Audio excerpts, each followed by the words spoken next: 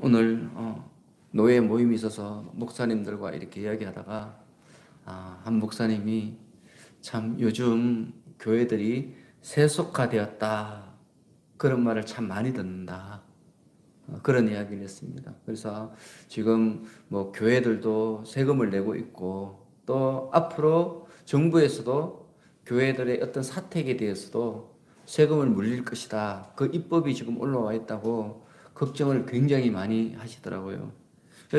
사람들이 이렇게 교회에 대해서 함부로 하는 이유는 뭔가 하면 교회가 세속화되었기 때문이죠. 그죠?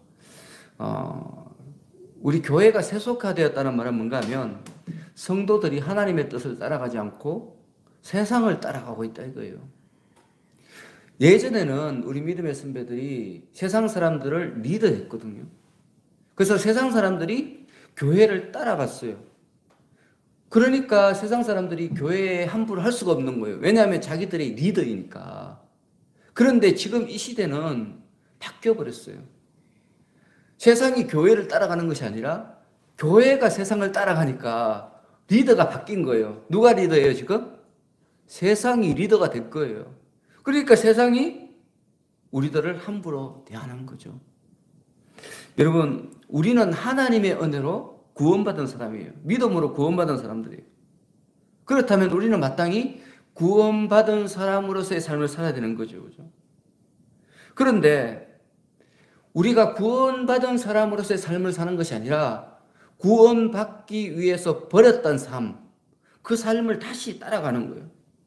그래서 하나님의 사람으로서의 그런 삶을 사는 것이 아니라 자기 욕심대로 살고 욕심을 따라 살고, 그러니까 성도들이 처음에는 세상 사람들이 성도들을 처음에는 존경하는 눈으로 봤는데 가만히 보니까 저 사람들도 자기들과 똑같은 거예요. 그리고 오히려 더한 사람들도 많은 거예요. 그래서 사람들이 우리 교회를 향해서 세속화되었다고 손가락질하면서 함부로 대하게 된 것입니다. 그런데 여러분, 지금 우리가 다니는 이 교회는 그러한 세속화에서 벗어난 그런 교회였어요. 원래 중세교회가 굉장히 세속화되었습니다. 그래서 그 중에 일부 사람들이 이런 세속화된 교회에서 벗어나고자 운동을 벌였는데 그게 뭔가 하면 종교개혁 운동이었습니다. 그 종교개혁 운동하는 사람을 통해서 새로운 교회가 탄생했습니다. 그게 바로 우리가 지금 다니고 있는 개신교회라고 말할 수 있는 거죠. 그래서 우리 믿음의 선배들은 이대로 가다가는 교회가 하나님께 버림받겠다, 그런 위기감을 느끼고 교회에 경종을 울리면서 회개를 촉구하고 잘못된 것들을 개혁해 나갔습니다. 그런데 당시 세상의 거의 모든 교회가 세상의 것을 따라가고 있었어요. 여러분, 그렇기 때문에 교회가 부패한 것 아니겠습니까? 몇몇 교회만 그렇게 세상을 따라갔다면 교회가 부패하지 않았을 거예요. 오히려 그들이 이단으로 낙인 찍혀서 쫓겨났을 거예요. 그런데 거의 모든 교회들이 다 세속화되었기 때문에 교회를 개혁하려고 하니까 부패한 기존 세력들이 반발을 한 거예요. 그래서 그분들이 쫓겨났어요. 똑바로 주님을 믿겠다고 하는 사람들이 다 교회에서 쫓겨난 거죠. 그리고 순교당하고 그런 일이 생겼습니다. 그게 바로 중세교회 때 일어난 일입니다. 종교개혁이 바로 그런 모습으로 일어나게 됐죠. 그죠? 그런데 그때 교회에서 쫓겨난 사람들이요, 예배를 포기한 게 아니에요. 그 사람들이 어떤 행동을 하는가 하면 예배를 드릴 수가 없잖아요. 쫓겨났기 때문에. 그래서 이 종교개혁자들은 자신들을 따르는 몇몇 사람들과 함께 어디로 갔는가 하면 산 속으로 들어갔습니다. 그래서 산 속에 들어가서 산과 계곡에서 예배를 드리기 시작한 거예요. 그런데 그렇게 예배를 드리니까 기존 세력들이 그걸 두고 보지는 못하는 거예요. 이 세력을 없애지 않으면 자기들은 언젠가는 무너질 것이라는 그런 위기감을 느낀 거예요. 그래서 이 사람들은 그렇게 숨어서 예배 드리는 사람들조차도 찾아서 체포하고 또 죽이기도 하고 그런 행동을 했어요. 그래서 당시 프랑스에서 위거노라고 불리는 이 성도들이 있었는데, 그 성도들은 이제 산속에서 예배드릴 때 어떻게 예배드리는가 하면 한 사람이 산 꼭대기 가서 우산을 들고 있었대요. 우산을 딱 펴고 있다가 만약에 그 사람들을 잡으러 군대들이 오면 우산을 접는 거예요. 접으면 성도들이 예배를 마치고 숨었어요. 다 피신했어요. 그래서 예배 드릴 때는 꼭 두 사람이, 한 사람은 산 꼭대기 가서 우산을 들고 있고 또 한 사람은 그 우산을 들고 있는 사람만 쳐다보는 거예요. 예배도 못 드리고 쳐다보는 거예요. 그러니까 우산을 접으면 피하자. 그래서 두 사람이 예배를 못 드린 거예요. 항상 예배를 드렸는데, 숨어서 예배 드렸는데 꼭 두 사람은 그렇게 지켜서 보고 있다가 적들이 오면 그렇게 알려주고 피신하고, 그렇게 하면서 이 교회가 개혁된 거예요, 여러분. 그를 통해서 우리 지금 개신교가 시작된 거죠, 그죠? 그래서 우리들은 그러한 신앙의 열매들입니다. 부패된 교회에서 진정으로 하나님을 믿겠다고 결심한 사람들이 목숨을 걸고 그것을 지켜서 맺은 열매들이 바로 우리들이죠. 그래서 우리들은 그러한 종교 개혁자들의 삶을 따라가는 사람이에요. 그렇지 않으면 우리가 그들의 열매가 될 수가 없죠, 그죠? 그래서 우리는 어찌하든지 간에 종교 개혁자들의 그런 신앙을 따라가야 돼요. 예수를 믿음으로 하나님의 은혜를 받은 사람으로서 하나님의 뜻에 순종하며 살아야 되는 거죠. 세상을 따라가지 않고 하나님을 따라가야 되는 거예요. 그런데 지금 어떻습니까? 그렇게 되고 있지 않지 않습니까? 너무 많은 부분에서 그렇지 않은 모습들이 많이 나타납니다. 그래서 이렇게 교회가 타락하고 있으니 하나님께서 중세 교회를 심판하신 것처럼 우리들을 심판하지 않겠습니까? 그래서 오늘 목사님들이 모여서 한 소리가 그거예요. 정말 이러다가는 우리 교회들이 심판받겠다. 그런 이야기를 이구동성으로 했습니다. 여러분, 우리가 지금 요한계시록을 상고하는데, 우리가 요한계시록을 상고하는 이유는 우리가 그러한 위험에 빠지지 않도록, 그런 타락에, 실수에 빠지지 않도록 하기 위해서 우리가 요한계시록을 읽는 거예요.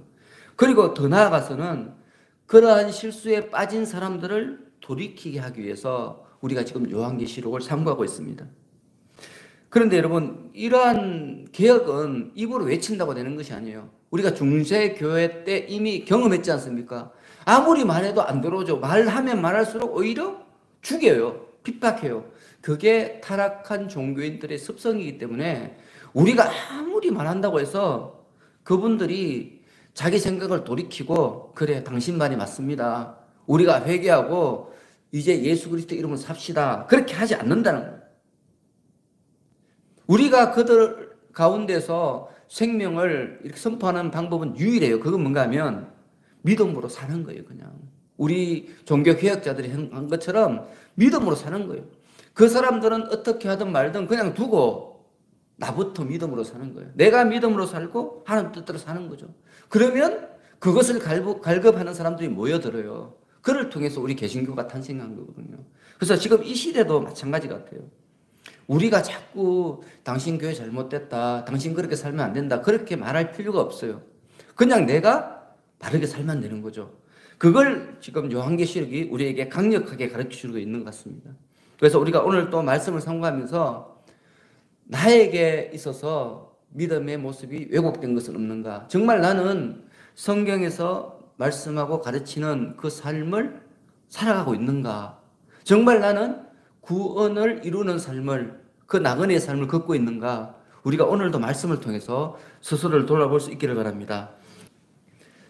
자, 오늘 본문은 이 세상에서 장차 일어날 모든 재앙 가운데 마지막 재앙을 말씀하고 있습니다. 7째 대접재앙에 대한 계시의 말씀입니다.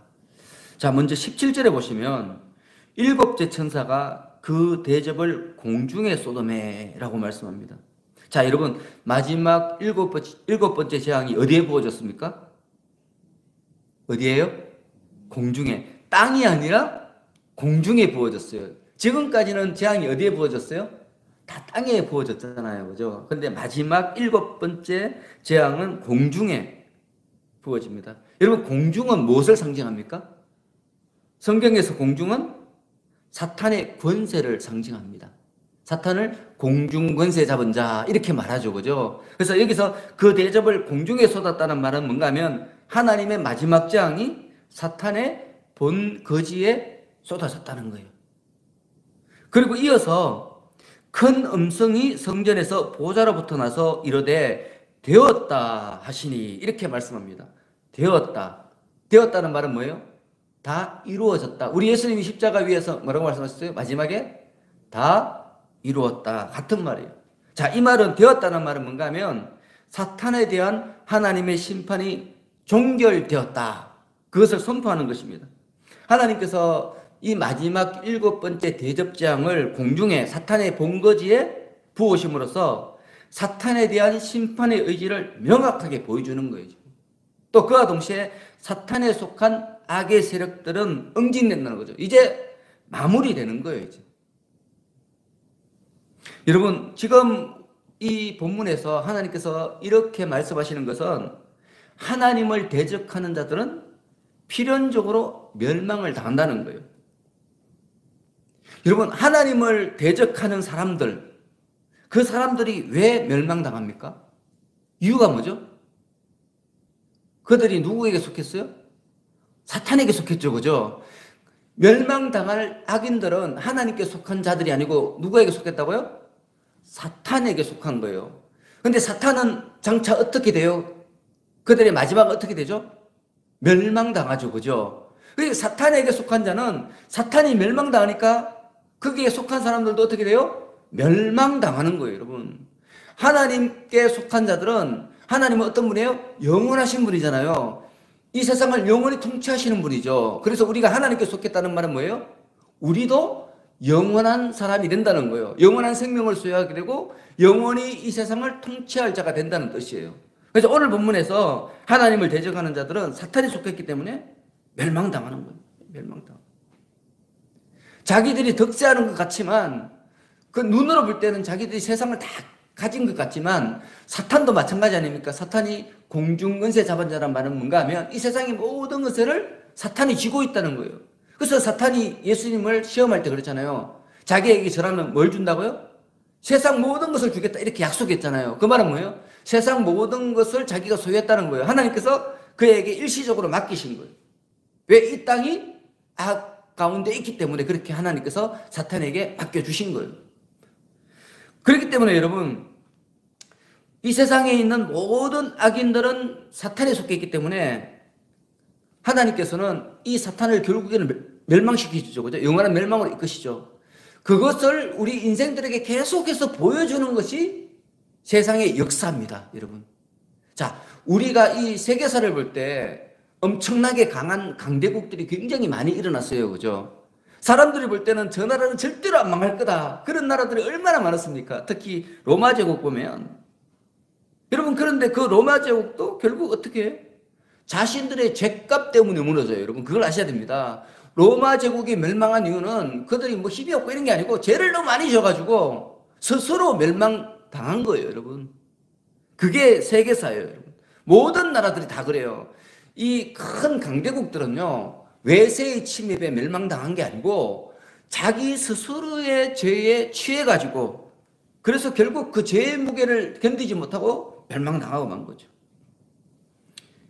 그리고 여러분, 이렇게 악의 세력이 멸망할 때 그때 그와 동시에 승리하는 사람들이 있어요. 그들이 누군가 하면 악의 세력들에게 짓밟히던 자들이죠. 그죠? 그들이 악의 세력이 멸망당하면 해방되잖아요. 애굽이 멸망당하니까 이스라엘 백성들이 해방됐죠. 그죠? 그와 마찬가지예요. 가나안 땅에 악의 세력들이 다 멸망당하니까 그것이 하나님께서 통치하는 의의 땅이 되었지 않습니까? 같은 의미죠. 그죠? 그래서 우리가 새벽에 상고하는 여호수아도 같은 의미입니다. 가나안 땅에 이스라엘 백성들이 들어가서 악한 가나안의 모든 세력들, 우상을 다 부시고 악을 모두 제거한 후에 가나안 땅을 이스라엘 백성들이 그것을 차지한다는 것은 이제 가나안 땅은 새로운 의의 역사가 시작된다. 그것을 상징하는 거죠. 자, 그러한 의미에서 이제 7번째 대접재앙이 부어져요. 이제 세상은 이제 곧 멸망당하죠. 그런데 이 멸망 가운데 우리는 뭘 볼 수 있는가 하면 희망을 볼 수 있는 거죠. 희망. 그래서 오늘 이 본문이 우리에게 주는 메시지는 희망입니다. 이제는 악의 세력이 다 멸망당하고 하나님의 의로운 세상이 시작되어질 것이다. 그 우리의 희망을 보게 되는 것입니다.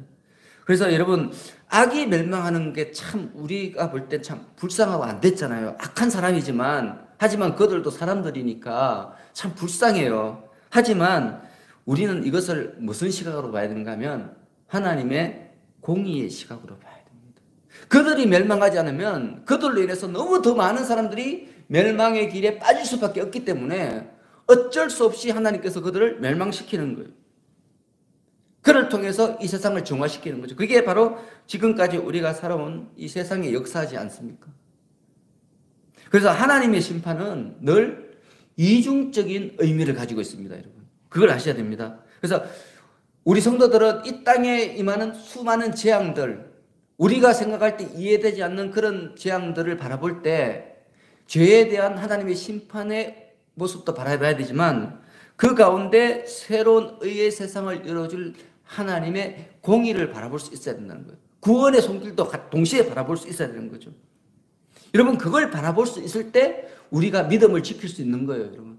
자, 우리가 다 예수를 잘 믿는데도 다 죽잖아요, 그죠? 연세가 많아지면 또 병이 들어서 죽을 수 있잖아요, 그죠? 죽는 것은 절망이에요. 마치 악의 세력이 우리를 짓밟고 우리를 넘어뜨리고 우리에게서 승리하는 것처럼 보여요. 왜냐하면 이 죄는 이 죽음은 죄의 대가이기 때문에 그런 거죠. 우리가 죄를 짓기 때문에 죽는 건 아닙니까? 성도가 죽는 것은 마치 죄가 승리하는 것처럼 보여요. 하지만 다른 한편으로는 우리의 죽음 뒤에는 뭐가 있어요? 예수 그리스도의 붙잡는 손길이 있는 거죠. 믿음으로 살 때. 구원을 의미하는 거죠. 영원한 구원을 의미하는 거죠. 우리 육신의 죽음이. 그래서 항상 이중적인 의미가 있기 때문에 우리에게 혹시 여러분들이 지금 어떤 어려움을 겪고 있으면 그 뒤편에 있는 하나님의 뜻을 바라보시기 바랍니다. 우리가 그걸 못 바라보면 넘어져요, 여러분. 그래서 믿음이 있다는 것은 동전의 양면 중에서 하나님께서 우리에게 주시는 그 면을 우리가 보는 거예요, 여러분. 근데 믿음이 없으면 하나님께서 우리에게 주시는 그 면을 보는 것이 아니라 마귀의 강압적인 폭력을 보게 되는 거예요. 절망을 보게 되는 거죠. 그래서 사람이 넘어지는 겁니다. 그래서 어떠한 상황 속에서도 여러분들이 믿음만 있다면 하나님의 도우심을 보게 되는 거죠. 절망하지 않습니다. 자, 이어지는 말씀 봅니다. 우리 18절 하겠습니다. 시작. 번개와 음성들과 우레소리가 있고 또 큰 지진이 있어 얼마나 큰지 사람이 땅에 있어 온 이래로 이같이 큰 지진이 없었더라. 성경에서 번개와 우레소리와 지진은 대체로 하나님의 진노의 심판을 상징합니다. 여기서 음성은 뭔가 하면 소리치는 거예요. 신음하는 거. 막 사람들이 너무 괴로워서 탄식하는 것을 오늘 본문에서는 음성 이렇게 표현하고 있습니다.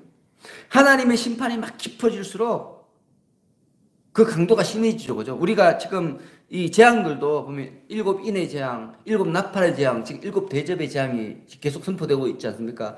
7인의 인보다는 7나팔이 훨씬 더 재앙이 컸었고요. 7나팔보다는 지금 오늘 부어지는 이 7대접의 재앙이 훨씬 더 재앙이 커요. 그걸 지금 오늘 본문에서 번개와 우레소리와 지진, 또 그것이 사람이 땅에 있어 온 이래로 이같이 큰 지진이 없었더라. 이 표현을 통해서 말씀하고 있는 것입니다. 이 재앙이 지금 누구에게 주어지죠, 여러분? 누구에게 주어집니까? 악의 세력. 여러분, 이걸 분명하게 말씀하실 수 있어요. 지금 오늘 이 재앙은 누구에게 부어져요? 악의 세력, 사탄에 속한 자들. 여러분, 이 세상에 재앙이 오면 사탄은 영이기 때문에 아무 문제가 없어요. 여러분, 그걸 아셔야 됩니다. 사탄에게 부어진다 이렇게 생각하면 안 돼요. 사탄은 영이잖아요, 그죠?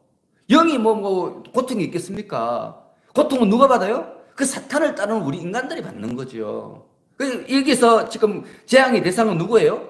사람인 거예요, 사람. 그 사람이 누구예요, 지금? 어떤 사람이에요? 우리 주위에 있는 사람이에요, 여러분. 내 가족이 될 수도 있고, 내 부모가 될 수도 있고, 내 이웃이 될 수도 있고, 내 친구가 될 수 있어요. 근데 그 사람들이 지금 이 재앙의 대상인 거예요, 여러분. 우리가 그걸 알아야 돼요.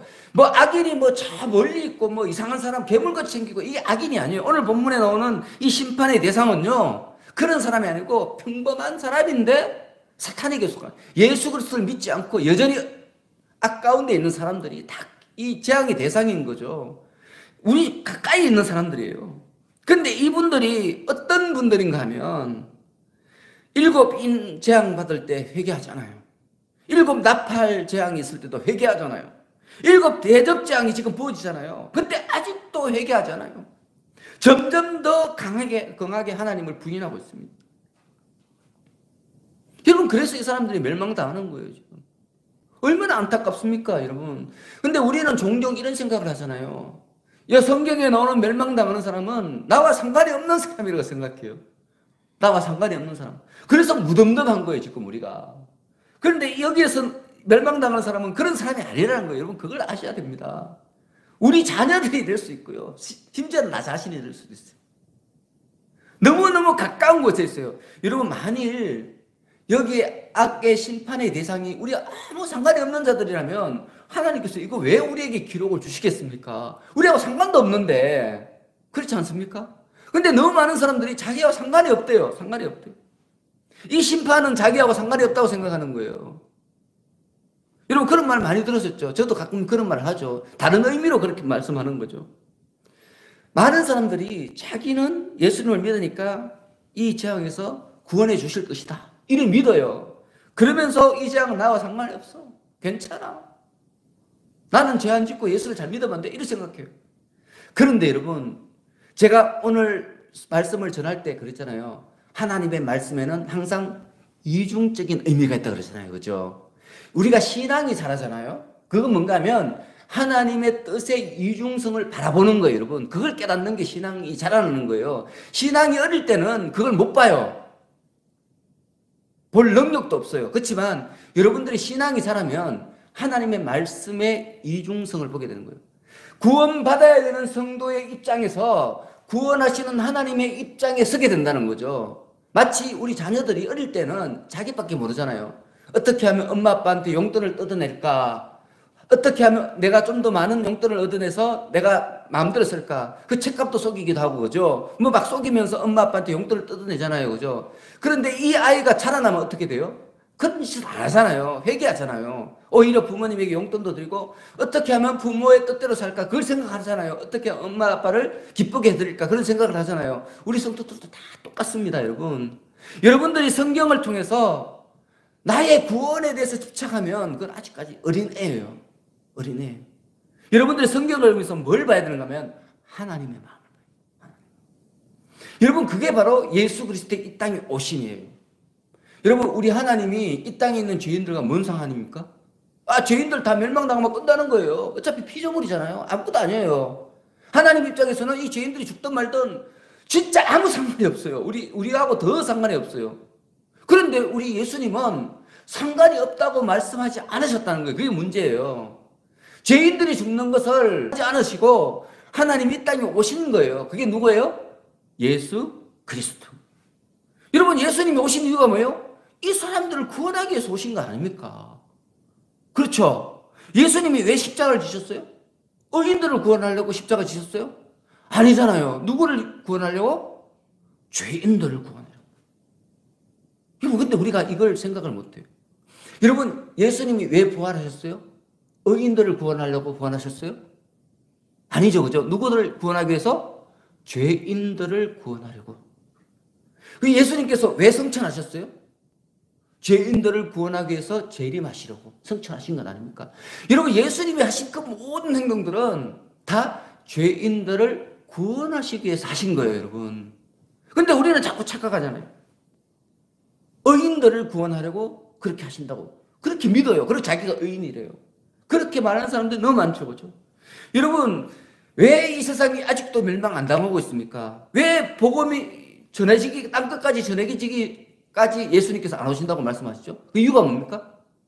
죄인들을 한 사람이라도 더 구원하시려고. 그렇죠, 그죠? 그렇지 않으면 빨리 오시면 되지. 죄인들 빨리 멸망시키고 의인들과 함께 영원히 이 세상을 다스리면 되지. 우리 예수님께서 왜 그렇게 참고 우리 성도들이 고통당하는 거 보고, 성도들은 예수님의 친구이자 예수님의 자녀잖아요, 그죠? 자기 자녀들이 이렇게 악인들에게 핍박받고 순교당하고 매질당하고 침뱉음당하고 무시당하는데 왜 그걸 참고 기다리고 있냐 이거예요. 빨리 세상 그 사람들을 멸망시켜버리고 자기 자녀들을 구원하면 하나님이 얼마나 더 행복할까요? 근데 안 하시잖아요. 2000년이 지났는데 아직 안 오시죠. 왜요?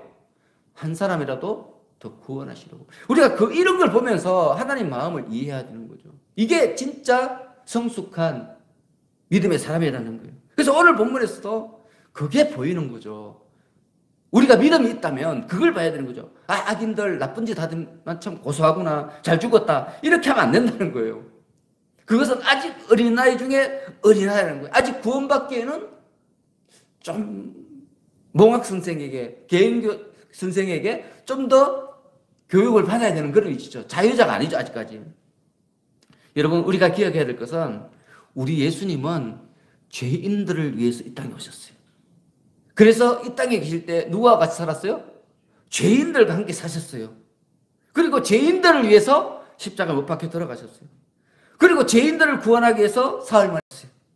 죄인들에게 회개할 기회를 주시기 위해서 성천하시고 이 땅에 보혜사 성령님을 보내주시고 땅끝까지 복음을 전하게 하신 거예요, 여러분. 그리고 땅끝까지 복음이 전해져야 내가 재림하겠다, 이렇게 선포하신 거예요. 얼마나 죄인들을 위하시는 분이십니까? 우리 예수님이요. 죄인들의 예수님 아닙니까? 그런데 우리 성도들은 죄인들이 멸망당하는 거 그냥 바라봐요. 아무 감흥이 없어요. 자기만 구원받으면 돼요. 자기만 구원받으면. 우리 교회만 부흥하면 되는 거예요. 지금 이게 뭡니까? 이게 왜 어떻게 복음입니까? 복음이라고 말할 수 없죠. 성경과 전혀 다른 믿음을 갖고 있어요. 도대체 어떻게 해서 이런 믿음을 갖게 되는지 몰라요. 저도 그런 믿음을 너무 오랫동안 가지고 있었기 때문에 왜 그렇게 가르쳐 주니까 그게 진짜인 줄 알았죠. 저도 알았죠. 근데 지금 와서 보니까 다 거짓말이에요. 제가 아는 이 믿음에 대한 지식 중에 너무 많은 부분들이 다 거짓말입니다. 왜냐하면 성경과 다른 말이니까. 다른 말.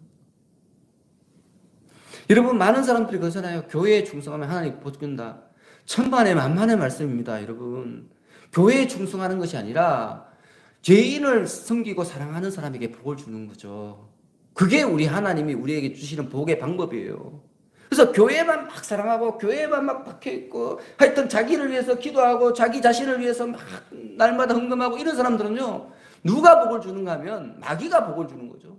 하나님을 가장한 마귀. 그게 바로 중세시대 아닙니까? 중세시대에는 이 교회의 대표자가 교황이었어요. 황제보다 더 높았어요.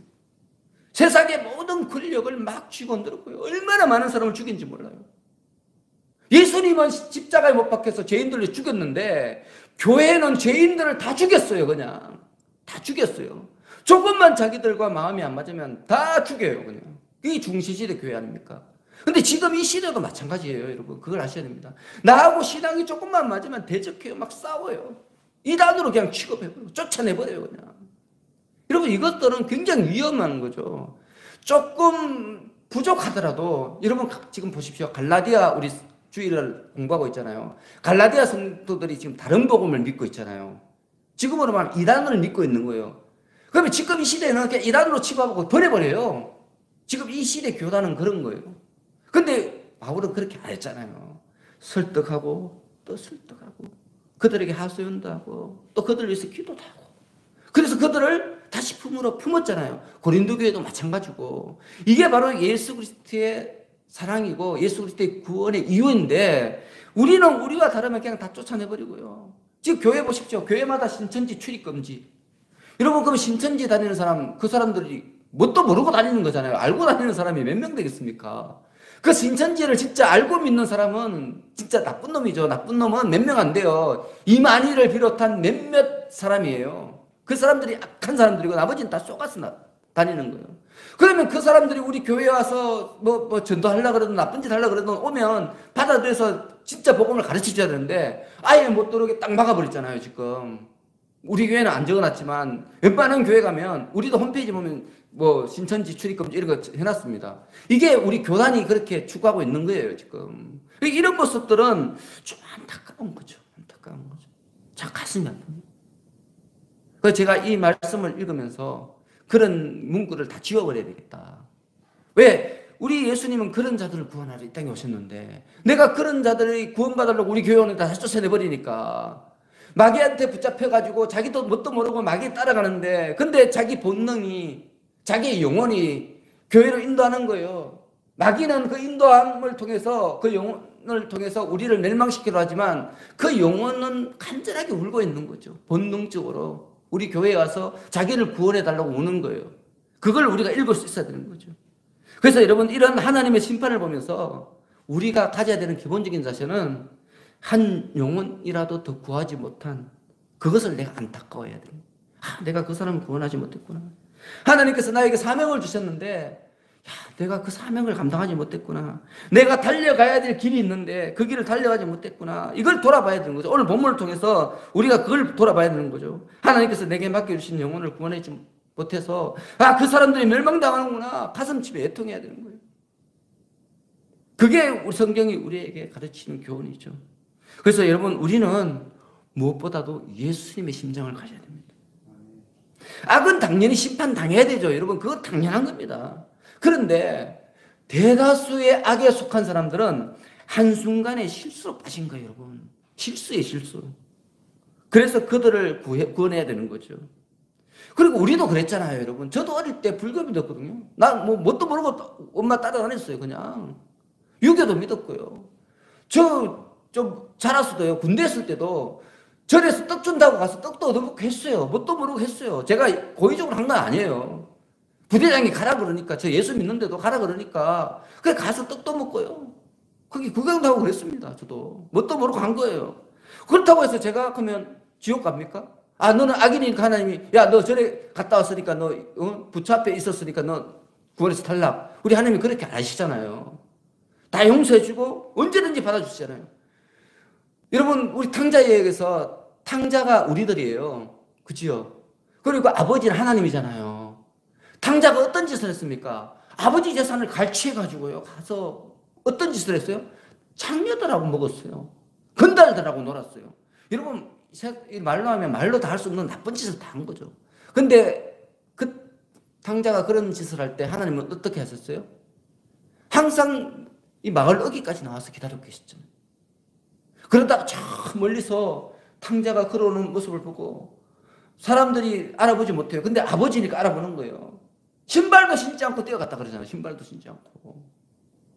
이게 우리 하나님인데 우리는 뻑하면 저 사람 죄인이다, 이단이다 막 정죄하고 판단하고 심판하고 욕하고. 그게 우리 모습.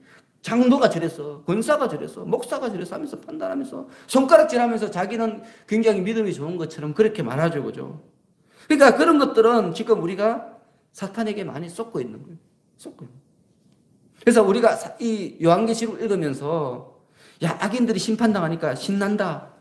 나는 구원받았으니까 괜찮아. 하나님이 은혜를 나를 받았으니까 나는 아무 문제 없어. 이렇게 생각하는 것은 매우 잘못된 생각입니다. 매우 잘못된 생각. 수많은 영혼들이 이렇게 멸망당한다. 그러니 네가 예수의 심장을 갖고 그들을 건져내라는 거예요. 지금 하나님이 우리에게 절절하게 지금 소원을 말씀하시는 거죠. 그 사람들을 지켜보지만 있지 말라는 거예요. 지금 다 멸망당한다는 거죠. 성령의 권능을 내가 너희에게 줬으니 그 권능을 가지고 그들을 건져내라는 거예요. 그래서 우리가 정말 하나님의 은혜를 믿고 정말 이런 사람들을 구원하는 사람들이 있으면 좋겠습니다. 여러분, 우리가 포기하면 다 멸망당해요. 여러분이 포기하면 하나님께서 여러분에게 맡겨주신 그 영혼들은 다 지옥 가요. 여러분들이 포기하지 않으면 하나님께서 일을 하시는 거죠. 여러분들이 구원하는 게 아니잖아요. 여러분은 찾아가서 그냥 말만 하고 구원은 누가 하시는 거예요? 사람의 마음은 우리가 바꿀 수 없어요. 사람의 마음을 바꾸시는 분은 누구예요? 하나님이신 거죠. 그걸 믿는 게 믿음이죠. 그죠? 그래서 여러분들이 이것을 믿고 오늘도 우리 주위에 아직 하나님을 모르고 어려운 삶을 모르고 영원한 이 멸망을 모르고 영원한 천국을 모르고 살아가는 많은 사람들, 그들에게 우리가 삶을 통해서 보여줘야 돼요. 예수 믿는 사람의 삶은 이렇다는 것을 보여줘야 돼요. 말로 해서는 절대로 안 듣습니다. 여러분, 말은 그분들이 더 잘하죠. 그죠? 그래서 말로는 안 되고 여러분들이 성경의 가르침대로 사심으로써 그분들을 이렇게 우리 주님의 품으로 올 수 있도록 기회를 열어줘야 되는 거죠. 그 기회는 오직 여러분들만 가지고 있습니다. 자, 우리 이어지는 19절 하겠습니다. 19절 시작. 큰 성이 새 갈래로 갈라지고 만국의 성들도 무너지니 큰 성 바벨론이 하나님 앞에 기업한 바 되어 그의 맹렬한 진노의 포도주 잔을 받으며. 자, 여기서 바벨론은 하나님을 대적하는 세상의 권력을 대표합니다. 근데 이 세상의 권력을 대표하는 이 바벨론이 세 갈래로 갈라졌다. 이 말은 뭔가 하면 완전히 파괴된다는 거예요. 3이라는 숫자는 완전 숫자죠. 그죠? 세 갈래로 완전하게 갈라졌다는 거예요. 완전하게 파괴되었다는 거예요. 근데 이게 언제 파괴돼요? 새 하늘과 새 땅이 도래하기 전에, 우리 예수님이 재림하시기 직전에 그렇게 다 파괴되는 거예요. 그런데 여러분, 이 사도 요한이 이 요한계시록을 기록할 당시에 대다수의 성도들은 오늘 본문의 바벨론을 로마 제국이다 이렇게 생각했어요. 그래서 사도 베드로도 베드로전서에 읽어보면 이 로마를 바벨론이다 이렇게 말해요. 그래서 이 오늘 본문의 사도 요한도 이 로마를 염두에 두고 바벨론에 대해서 말한 거예요. 근데 여러분, 오늘 본문의 바벨론은 그렇게 로마로만 한정시킬 수는 없습니다. 그렇게 한정하면 로마 제국 망했잖아요. 그죠? 그러면 이건 다 소설인 거죠. 지금 요한계시록은 앞으로 있을 일에 대한 이야기잖아요. 그죠? 근데 만약에 로마 제국이면 로마 제국은 이미 멸망했는데 그러면 이거 소설이죠.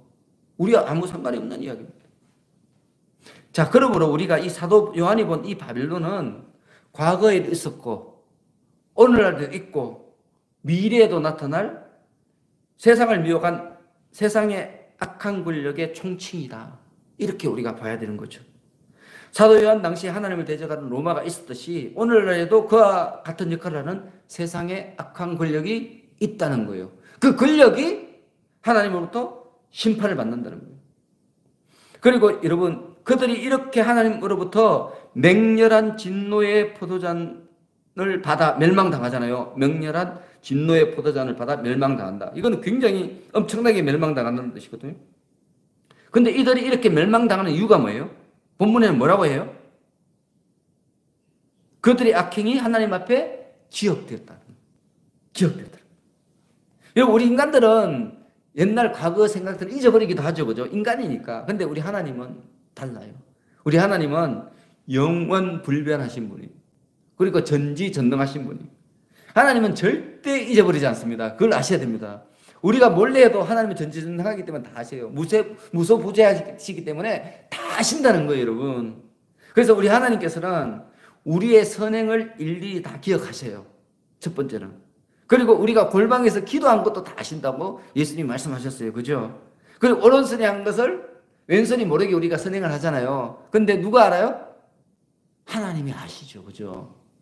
그런데 우리 하나님은 그것만 아시는 분이 아니라 그와 동시에 악인들의 모든 행동도 또 그들의 악한 마음도 다 아신다는 거예요. 지금 그걸 말하는 거예요. 하나님께서 그것을 다 기억하고 계신다는 거예요. 하나님 앞에서는 의인이든 악인이든 누구든지 천사들이라도 하나님 눈을 피할 수가 없습니다. 여러분, 몰래 뭘 해도 세상 사람들은 모르지만 자기 자신도 속일 수 있어요. 그렇지만 하나님은 못 속여요. 그래서 여러분, 악인들은 회개하지 않으면 반드시 심판당합니다. 누구든지 회개하지 않는 자는 반드시 심판당합니다. 이게 하나님의 공의죠. 그죠? 그런데 여러분, 오늘 본문에 정말 놀랍고 기가 막힌 말이 있어요. 제가 이 말씀을 읽는데 기가 막히더라고요. 한숨 푹푹 쉬면서 읽었습니다. 자, 21절입니다. 21절 시작. 또 무게가 한 달란트나 되는 큰 우박이 하늘로부터 사람들에게 내리매 사람들이 그 우박의 재앙 때문에 하나님을 비방하니 그 재앙이 심히 크미러라. 여러분, 지금 엄청난 재앙이 왔잖아요. 근데 이 사람들이 무슨 행동을 해요? 하나님을 비방한대요, 여러분. 이해되십니까? 아니, 그 정도로 지금 심판을 받았으면 회개해야지. 아닙니까? 아니, 우리 자녀들을 잘못하면 때리잖아요, 부모가. 왜 때립니까? 회개하라고 때리죠. 근데 끝까지 회개하라고 바닥바닥 탈려들면 어떻게 돼요? 부모가 마음이 어때요? 무너져 내리잖아요. 마치 심장이 멎을 것 같잖아요, 그죠? 지금 상황이 그런 거예요, 지금. 하나님이 잘못한 이 자녀들에게 다 피조물이잖아요. 이 세상에 하나님의 피조물이 아닌 존재는 없어요. 사탄도 하나님의 피조물이에요. 다 하나님의 피조물이에요. 근데 이 피조물들이 잘못된 길을 가서 하나님의 자녀들이잖아요. 매를 쳤어요. 그런데 빠득빠득 우기면서 끝까지 잘했다는 거예요, 지금. 잘못한 건 하나님이라는 거예요, 지금. 이 회개하지 않는 거예요. 여전히 이 모든 재앙의 원인을 하나님께 돌리는 거예요. 자기들은 잘못했다는 거예요. 하나님 나쁘다는 거예요. 하나님이 무시하시다는 거죠, 지금. 그래서 이 사람들이 다 멸망당한다는 거예요. 성경이 지금 우리 그걸 말하는 거죠.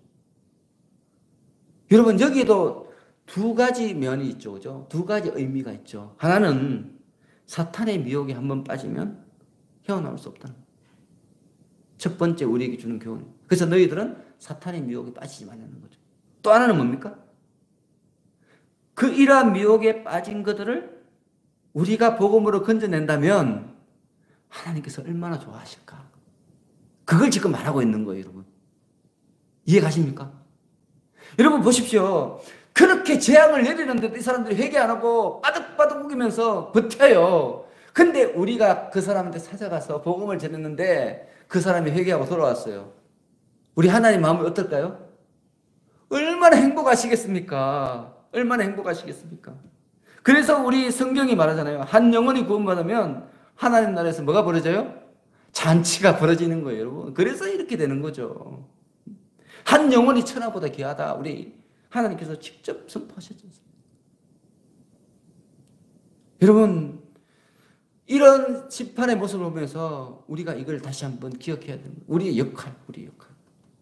지금 여러분들의 역할이 얼마나 중요한지 다시 한번 기억해야 합니다. 사탄의 미혹은 너무너무 강하다. 어떤 심판을 받아도 이 사람들이 회개하지 않고 돌아와가지고 계속 하나님 대적해요. 끝까지 대적해요. 그렇지만 이 사람들의 그런 잘못된 길을 돌이키게 하는 도구가 우리에게 주어졌다는 거예요. 그게 뭐예요? 복음이라는 거예요. 그런 재앙으로는 안 돌아오지만 우리가 복음을 선포하면, 우리가 그들을 위하여 십자가에 못 박혀 죽으면 그들이 구원받고 돌아온다는 거죠. 오늘 그것을 강력하게 우리에게 말씀하고 있는 것입니다. 그래서 우리가 오늘 이 본문을 보면서 내가 손을 내밀어서 건져낼 영혼은 누구인지 우리가 한번 생각해 봤으면 좋겠습니다. 내가 아니면 아무도 하지 못해요, 여러분. 왜? 나에게 맡겨주시잖아요. 다른 사람에게 맡겨주시지 않았어요. 여러분에게만 맡겨주셨어요, 그 영혼을. 그래서 여러분이 안 하면 그 영혼은 건지 못 받는 거예요. 그 영혼이 누군지 여러분 오늘 한번 깊이 생각해 보시고 또 그를 위해서 깊이 기도하시는 여러분들 되시길 축원합니다. 자, 기도하겠습니다. 하나님 아버지, 하나님께서 이 세상을 심판하는 것이 저희들에게 어떤 의미를 두고 있는지 오늘 말씀을 통해서 분명하게 깨닫습니다. 악인들이 멸망하는 것은 너무나도 당연한 이치지만 그럼에도 그들의 멸망을 그저 바라보고만 있을 수만 없음을 깨닫습니다. 하나님, 저희들이 잃어버린 양들이 멸망하는 것을 그저 바라보는 자들이 아니라 우리 예수님처럼 그들을 멸망에서 건져내는 복음의 일꾼들이 되게 하여 주시옵소서. 이를 위하여 우리가 부르심을 받았음을 잊지 않게 하여 주옵소서. 예수 그리스도 이름으로 기도합나이다. 아멘.